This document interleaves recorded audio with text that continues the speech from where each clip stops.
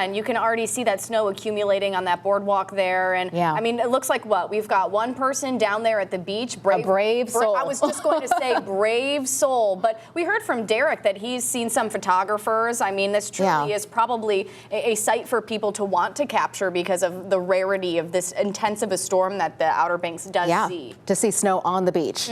All right, so we have been seeing it snow in North Carolina for some time now. Yeah, and joining us to talk more about what NCDOT crews are expecting is Tim Haas with NCDOT Division 1. Thank you so much for meeting with us, not just today, but you've really given us a wealth of knowledge over this last week, Tim. Well, thanks for having me. Yeah, so Tim, I see the snow behind you. So it's starting to accumulate. Where are you at? What city? And what are conditions like right now? I'm in Manteo, North Carolina right now, and it started really coming down probably about an hour and a half ago. But as you can tell, it's blowing sideways behind me. So it is really starting to come down, and it is starting to accumulate on the roads. It took a few hours, but it is starting to accumulate on the roads now. Yeah, let's talk about those road conditions and pre-treating the roads. When did you guys start with that pre-treatment, and how effective do you expect it to be? Well, we started pre-treating on Thursday. So we spent all day Thursday and some of the day Friday pre-treating the roads. And the good thing with this storm is it's been mostly snow. You know, when it rains after we pre-treat it, sometimes that dampens the effect. But it's been cold the whole time, and it started snowing. There's been no rain, at least here. And so that means that pre-treating is helping. And if you were to see the roads behind me, you can see snow start to accumulate, but a lot of it did melt upon landing there. Well, Tim, one of the quotes that you said this week to us that I thought was really punchy was, it's kind of more like North Dakota right now than North Carolina. So are your crews out there kind of putting that North Dakota mentality hat on? What are some of the extra crews that you guys have accumulated over this last week to kind of prepare for this storm? Well, they haven't actually started plowing yet because it usually takes 2 or 3 inches of accumulation before we can start plowing and have it be effective. But they're all spread out all over the Outer Banks, all over Division 1.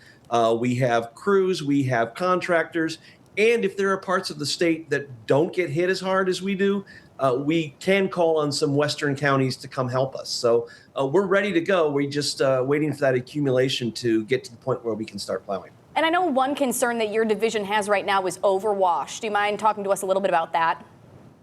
Well, this storm is a lot like a winter hurricane. Some people call it a snow-a-cane. So it has the same sort of low-pressure system that a tropical storm or a hurricane would bring, which would bring us ocean overwash on Highway 12. So we are concerned that as we go into the evening and the winds get even stronger, up to 50, 55, 60 miles an hour, that we are going to see that overwash. And if worse comes to worse, we will have to close NC-12. Right now it's closed on the north end of Ocracoke, but that's mostly because the ferries have stopped running and there's no reason for anyone to be on that road if there's no ferries running. So right now NC-12 at the north end of Ocracoke is closed, and if worse comes to worse, we may have to close it on Hatteras and Pea Islands as well. Yeah, NC-12 is always that problem area, no matter what happens. We have some rain from a hurricane, or in this case, overwash and snow. NC-12 really is that trouble spot. What should drivers know? How can drivers help you guys do your job safely? You know, is this the point where you're telling everyone to get off the roads and get home? Absolutely. I mean, it is, as you can see, it's starting to blow. It's starting to accumulate.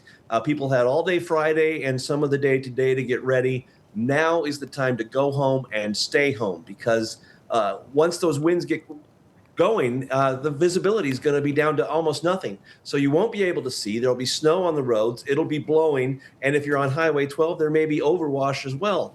So the best thing to do is right now, get home, stay home, and enjoy it out your window. And then even after the storm passes, try to stay home if you can, because it really helps our plowing crews and our salt crews to get out there when there's not a lot of traffic. So best advice right now, get home, stay home, enjoy the weather from inside. Tim, we appreciate it again. We know that you've been keeping us up with conditions even last week and all this week, and we're going to be checking in with you a couple more times this evening, hopefully, as well. We can't wait to see those conditions change right behind your window, too. Enjoying the view. Well, it'll get dark eventually, so. Right. We're going to send you out there to check your grill or something, you know, put this man to work. I'm just kidding. You've been doing a great job. We appreciate it. We'll check back in with you in just a moment. And as for everybody else, of course, as